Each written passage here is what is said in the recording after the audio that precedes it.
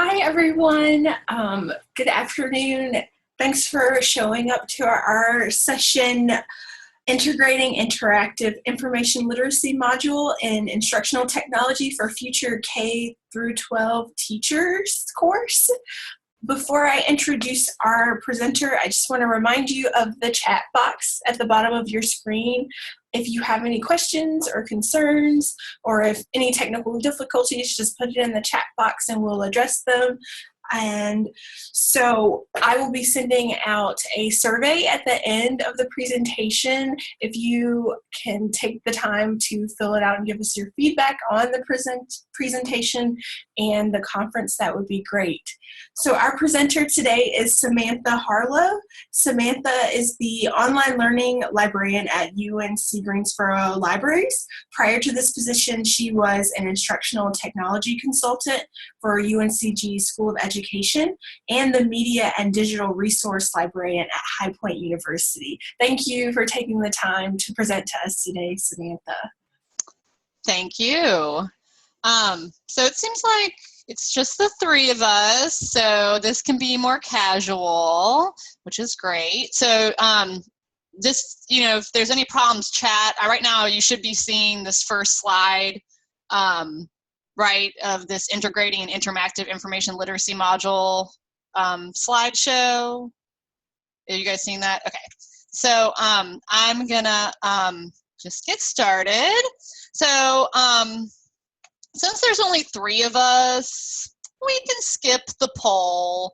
We can just kind of go over the questions that were on the poll. So I was going to ask, what kind of type of library do you work for? So, obviously I'm at a university, but this can be geared towards K-12. So you can just in the chat say where you work.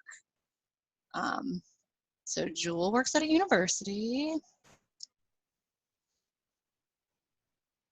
And Kelly works at a university. So great. That's great because it's about university, but it can also apply to K-12 stuff. So are either of you making online learning objects for your library? Kelly says yes. I imagine she's doing distance education, definitely. And so here I said, different tools, and a lot of this is, we're going to touch upon some of these things. This particularly, we're going to talk about a learning module using SoftChalk, but obviously there's all these different things. So are you guys using any of these tools consistently to make online learning objects, such as YouTube or LibGuides or your learning management system? Kelly says all, which is great. She can help us do this. So Jewel says they use Moodle, which is great. So here at UNCG, we use Canvas, so I'll be talking about that. But yeah, so and since it's just the three of us, someone else joined us. So Angela, we're just talking in the chat right now, kind of going over some questions. So, you're welcome to put into the chat like what you hope to learn from this session, or just ask questions as we go along. This is just, again, it's Friday afternoon past 4, so we can keep this pretty casual. So I just want to make sure we are all on the same page in terms of, how I'm using the term module, because I think it can be used in a lot of different ways. But for this definition, it's just a tool that provides course materials in a logical, sequential order, guiding students through the content and assessments in order specified for instructors. So here, I kind of think of it as it can be built into your LMS, or homemade by your university, or by programmers, or by librarians, and other things. So just to make sure, are you guys on the same page as me that you're seeing a quote about learning module? Just want to make sure the screen sharing is working. We are still only seeing page 1. Okay, because it does say my screen saving is paused. So I wonder why that is. Let me stop and try again. Okay, so are you guys on this page now? Yes. Okay, great.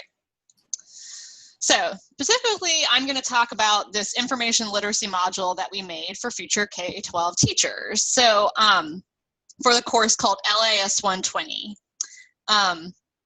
So LIS 120 is Instructional Technology for Educational Settings, and I made this while I was working for UNCG as an Instructional Technology Consultant, but I also was and am currently still an adjunct teacher for this course. So just to start with, I'm going to talk about the instructional context of this course. This is a group, there's a group of us teaching this course, and the title of LIS is a little deceptive. This is an online asynchronous course for anyone at UNCG who plans on teaching, so anyone getting a teaching licensure at UNCG. So mostly School of Education, teacher education students, but some are in health sciences, such as maybe they want to be a PE teacher, an art major who wants to be an art teacher, a theater major who wants to be a theater teacher, etc.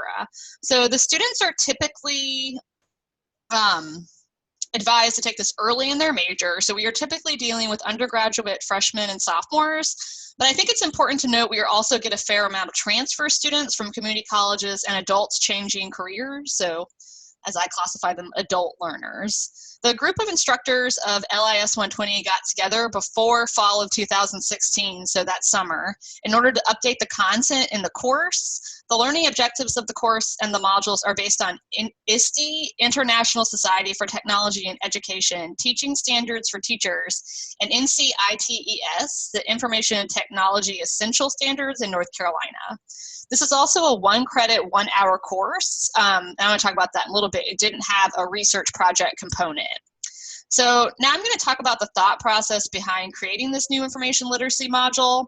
I volunteered to create this module in the revamp because we wanted to add in a module solely dedicated to information literacy for future K-12 teachers.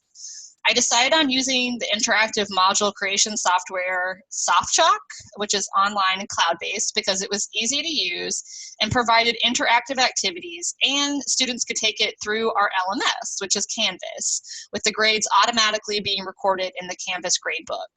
So I wanted to take the interconnected core concepts of information literacy that were coming up again and again in this course, which was K-12 specific information literacy, plagiarism citation, and website evaluation, and provide a flexible option for implementation by creating a module that could be easily edited for future use and implemented in any UNCG online course, which I'll talk about at the end.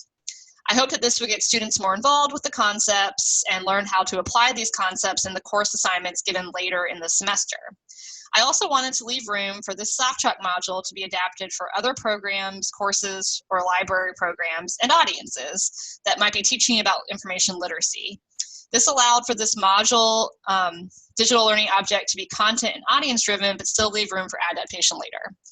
So just to make sure it's kind of clear what I'm talking about before I really delve into it, let's actually look at the module. So again, you guys are seeing this module right in front of me. Just type into the chat if you're not seeing it. So this is SoftChalk, and it, you can kind of see how it, it's called a module. We had an introduction, and then we broke it up into different pages on information literacy. Oh, you're still on the slide quote. Interesting.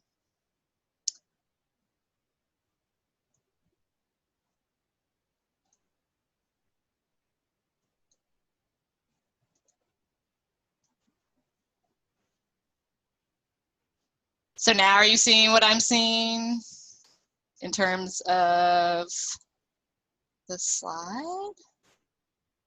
Okay, so I guess every time I move forward with my slides, I'm gonna have to reshare it, which is fine, we'll adapt. It's not that important.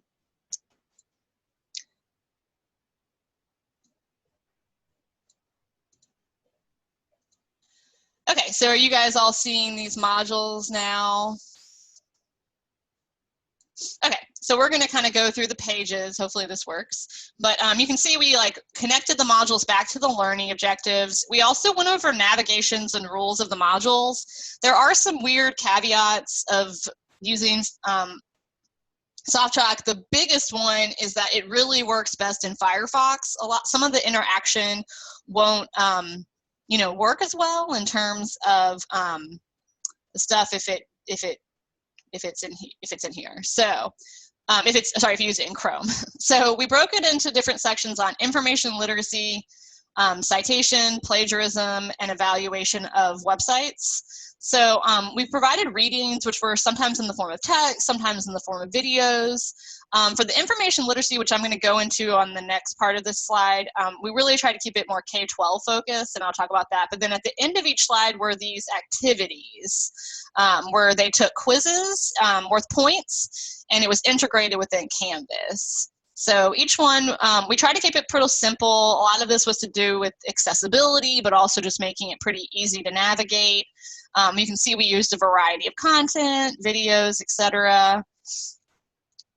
Some were made by the libraries and some were made by other companies, you know, that we made sure that they were closed captioned and that they worked well in terms of being able to hear. And then evaluate, where again, we use the CRAP test. I'm sure a lot of you guys have used that or heard of that in your teaching, and again, it's here. So I just wanted to quickly also show you what it looks like in Canvas. So this is Canvas. Oh, I do have to reshare it now.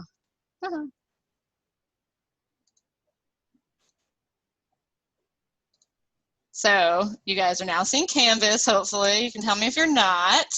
But it's embedded within the modules, and you can just go, you know, as they're going through, they'll just hit it within the thing. So there was an overview that introduced them to this. And then you can see here, I was testing it early to make sure it worked, but see, it does give their score as they go.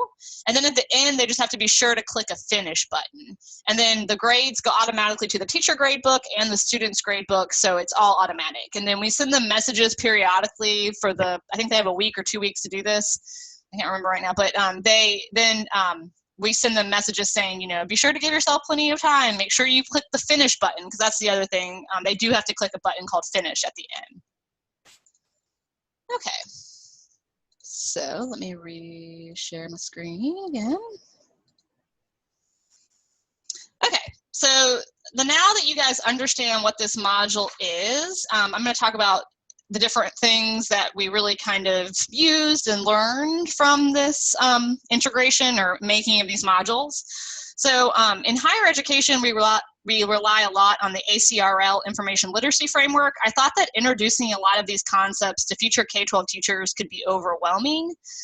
Also, because this is a one-credit course about instructional technology in educational settings, there is no research project or paper for this particular course. We did want to connect to definitions of information literacy to larger standards in the K-12 community, elementary, middle, high school. So we connected this module back to the learning objectives of the course, which is based on ISTE standards, which we talked about, but while also connecting these modules to information literacy in K-12 school media, particularly the American Association of School Libraries, or AASL standards for the 21st century learner. Again, I think that this also shows that even though we didn't necessarily really have them delve into the ACR information literacy standards, it's an example of implementing the information literacy framework into library programming, because we're creating lifelong learners who are learning how information literacy can apply to their everyday job and world.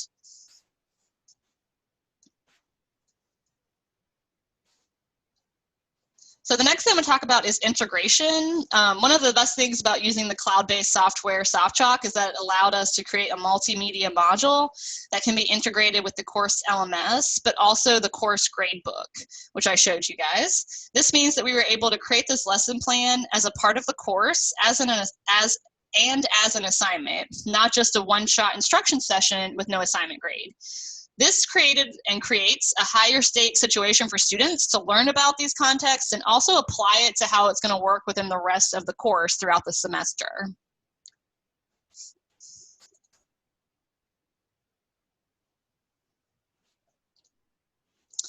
So this is also an example of us implementing content-based digital learning objects. So like I mentioned before, we really tried to focus on catering to our audience with this information literacy module, future teachers training to enter the K-12 environment. So this module includes readings and videos, but with content that make connections to K-12 educational components, such as the AASL standards I mentioned before, but also the NC Department of Public Instruction, NC Learn, and more. So we weren't just making or using a generic digital learning object that we found on the web from another library or university, but making a digital learning object that catered to this specific course, the learning objectives, and the audience of the course.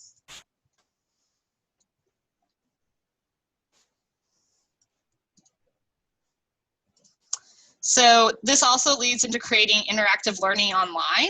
Every section of this module had a quiz that you guys saw at the end that connected to the reading and required the students to perform critical thinking about information literacy in a K-12 setting. This forced students to think deeply about the topics and to interact with the content in an asynchronous online course without overwhelming students with learning a new technology. Because these modules were integrated in Canvas and it required very little training of learning a new tool. Hopefully this not only makes it a useful module within this course, but helps model how technology can be integrated in an online environment for these future K-12 teachers.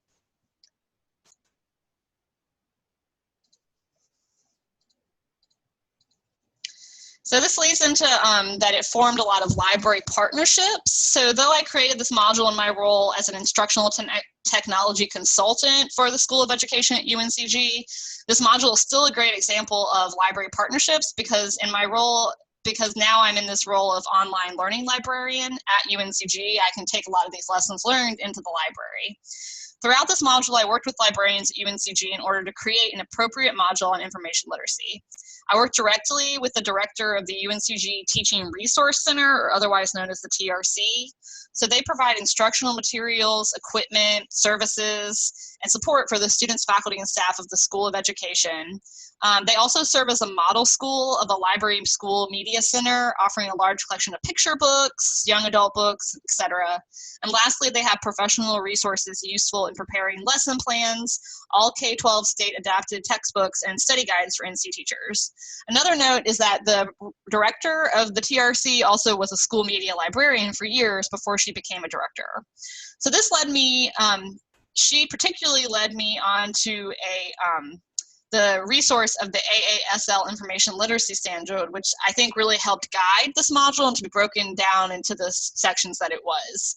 I also worked with the Library and Information Studies LIS department at UNCG, which is housed in the School of Education, particularly the school media instructors for their input. And lastly, I worked with the UNCG School of Education Library Liaison, Amy, who on top of having a background in K-12 education as a former teacher, but she has taught many workshops and presented on the ACRL Information Literacy Framework. So this last partnership helped connect the AASL standards to the ACRL standards or framework again, without confusing the audience of the LAS students. So these partnerships are also a subtle way to lead to library outreach because we used examples from school media resources, NC Learn, and UNCG libraries tutorials in order to promote the library as a service. So even though this was a course that didn't have a research paper component, they were still learning about library services.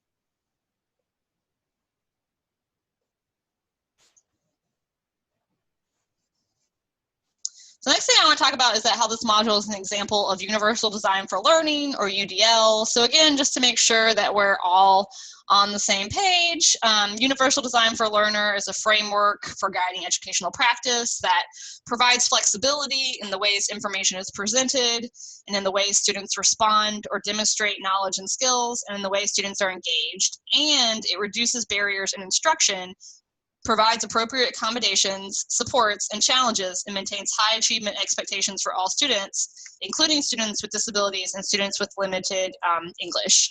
So really what this always means, what I always think of when I think of UDL, is I think of just providing multiple means of representations for the multiple different learning styles that students have in courses, whether it's face-to-face or online.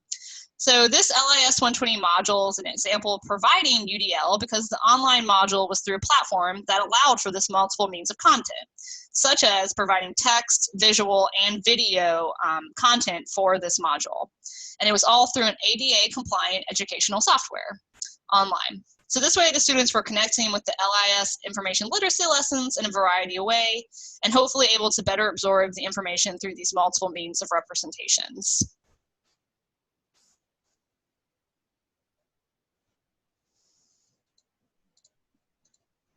So the next thing I want to talk about is student engagement. So UDL is particularly important to online learners because students in an asynchronous online environment particularly need to be engaged through a variety of methods. An asynchronous online course provides a challenge in terms of student engagement because not only are you not there face-to-face, but there are no synchronous sessions to engage the student. This means that we had to think of ways to engage the students without using face-to-face active learning strategies. I believe that this module is promoting active learning in an asynchronous environment because of the quizzes embedded with the content, while also keeping the module embedded in Canvas and connecting it to other assignments in Canvas. Students are prompted to engage in the content and then are held accountable for retaining the information. And it also is connected to all the other assignments in LS 120, which was the students making things like websites, digital posters, and multimedia assignments. So the next thing we're talking about is the overall lessons I learned from this, and hopefully what you guys can learn from me sharing this story. But this was a good example for me in terms of the importance of designing and creating digital learning objects for library resources. So in this day and age, many librarians now have experience creating a variety of digital learning objects. We talked about a little bit at the beginning. You know, a lot of us create videos, libguides, websites, and more. So with more and more learning going online in education, it's important to be able to make digital learning objects as librarians, but it's also important to make effective online learning objects. Effective online learning objects follow principles of UDL, are catered to a specific audience and/or learning objectives, and are interactive or engage with the audience. This module shows me as the online learning librarian, and hopefully you librarians listening to this webinar, either live or later, how to create digital objects that can go beyond describing how to use a database. It connects to information literacy as a whole and makes information literacy relevant to this particular set of students. I think that creating interactive, relevant, and accessible digital learning objects that can be integrated with the school LMS and other higher education online environments helps promote a diverse amount of library programs, instruction, and departments.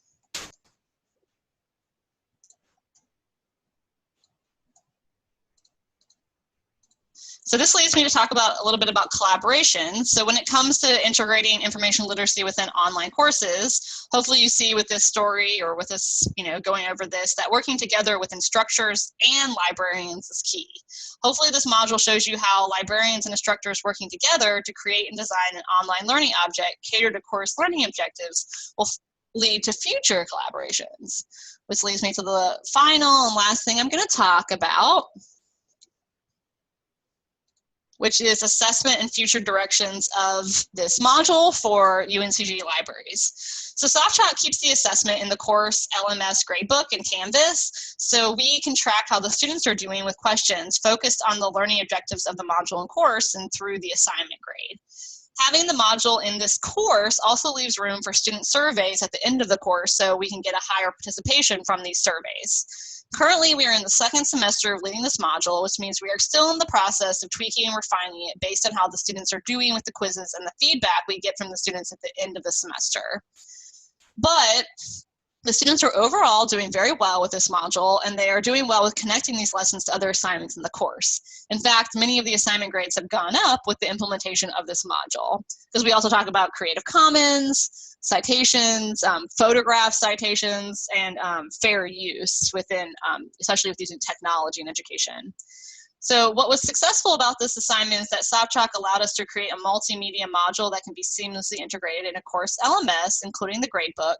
But currently, UNCG does not subscribe to SoftChalk.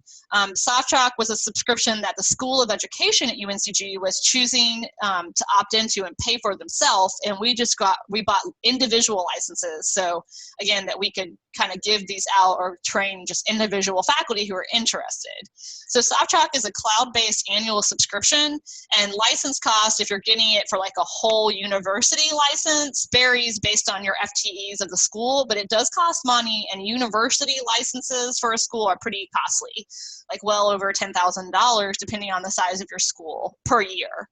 Because of the potential for future module creation, hopefully UNCG libraries can help convince UNCG ITS of the buy-in for SoftChalk. In the end, hopefully this collaboration and creation of this module can lead as an example of how SoftChalk can be not only useful for UNCG online teachers, but also for UNCG libraries, creating online learning objects that can cater towards course learning objectives assignments and even be graded and integrated with the UNCG LMS. So another reason, so until then, the success of this module leaves us with a valuable lesson of how we can create digital learning objects and information literacy for higher education, including getting started on research for students, finding appropriate online resources for assignments for course, citations, plagiarism, and more. So currently at UNCG, we have UNCG Libraries research module tutorial called Path, and I'm just going to share that real fast.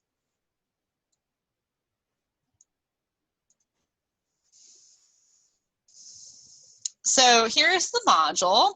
So PATH stands for People, Access, Technology, and Help, and many undergraduate students and graduate students can take it to get a certificate of completion for, and it's basically like a getting started on research module. So you can kind of see, if you can see it on the screen, hopefully, that it's pretty dated, but saying that, it is highly used, and we still get many requests for it in emails and many courses. So right now, with me being hired in January, we are currently looking at revamping this tutorial to update the content and look.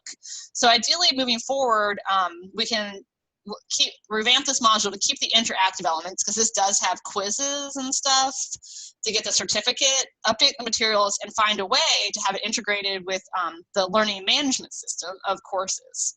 Then we can look at this LIS 120 module as a guide. Another value of using SoftChalk for something like this versus this is that this was built by the UNCG Libraries IT. We call it ERIT, but I mean, they're great and they're super helpful. But if we were able to make this in SoftChalk, me being housed within the research, outreach, and instruction area of the library would mean that it would give us more editing abilities to be able to change it and tweak it based on links, breaking, things like that. So it would give us, I think, as librarians, more power to make it interactive. So that is the end, right at 30 minutes.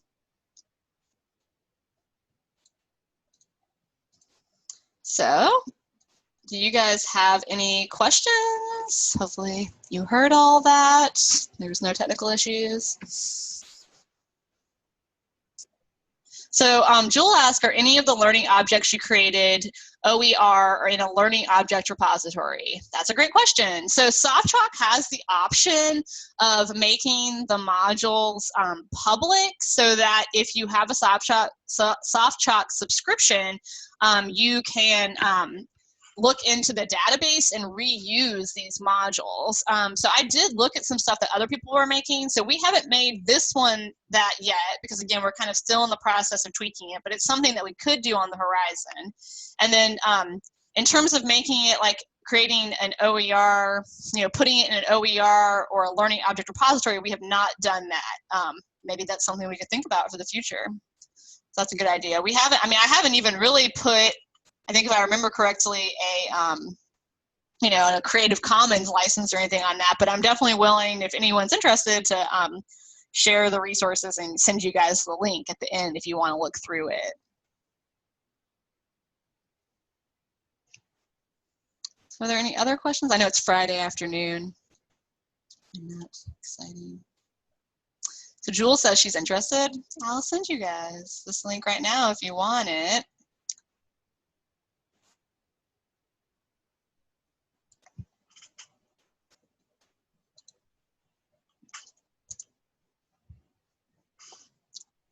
So make sure that works, that I sent the right link. Like open it up and see if it works on your browser.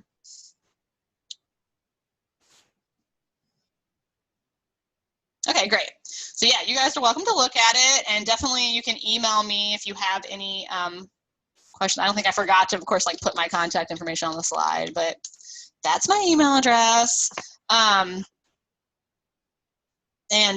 Yeah, like I said, you're welcome to call me and look through it. And the interactive stuff even should work for you guys. If you're interested, I can send you instructions on how it integrates with an LMS, and you can email me and ask me about pricing. But again, I think it really just kind of depends on if you get an individual license. I will say that is, I think it's $4.95 a year, and you get 2 gigabytes of cloud space. So like, I think Kelly said she was a distance librarian. Kelly, you can convince your library to buy you a license, and then you can make it. And then there's no effect on user account. And once you have one license, you can integrate it with your LMS. Like, you know, we could definitely integrate it with our LMS without having a site license. A site license, it would just mean that like all faculty at UNCG could use this and implement it in their course without having each faculty member having to buy an individual license. So at the School of Education, we just bought 2 individual licenses, one that I use as an instructional designer to make modules for people and to do training, and one that we just use as a general account to let faculty play around with or maybe create some modules. And I will say 2 gigabytes of modules, even with all the content you're putting in there, is really pretty hefty. Like I didn't even get anywhere close to it in the 2 years I was there. And I did make probably like around 4 modules in it. So anyway, it's something that, again, if your university is interested in buying into it, you guys could look into it as librarians and or, you know, like I said, instructional designers who might be, you know, looking at trying to create something. And like I said, to me, the most powerful thing about it was the integration with the LMS. Yeah. Are there any other questions as it gets later into Friday afternoon? And are you, let me, I mean, since some of you are still here, is there anything, are you guys doing anything similar to this, or are you embedding or integrating within your LMSs? You can put it in the chat, or I can turn your audio on if you want.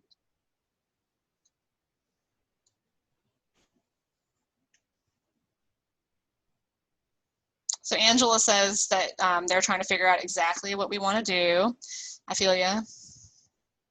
Yeah, so I just started this position at UNCG in January. So like I said, to me, this is good, you know, to think about. I was glad that I had exposure at least to SoftChalk, because now that we're like looking at revamping our library research tutorial, to me, this gives us a really good path to kind of think about if we want to go this route or not. I mean, definitely, I think whatever route we do, whether it's homegrown or Captivate or whatever, we definitely like the idea of it being able to integrate with Canvas, because Canvas has been really successful at UNCG and the students tend to like it. So anything that would make it so we're not having to do all this extra training, that's another good thing about SoftChalk. There's like no extra training, it just appears in their module and you just give them some instructions at the beginning, and like I said, in the 2 semesters we've been doing it, I've gotten no technical complaints. Only one person said they didn't understand why, you know, their grade wasn't, you know, going in, but it's because they weren't clicking this big finish button at the end. So, and, you know, we let them retake it. It wasn't a big deal. So, yeah.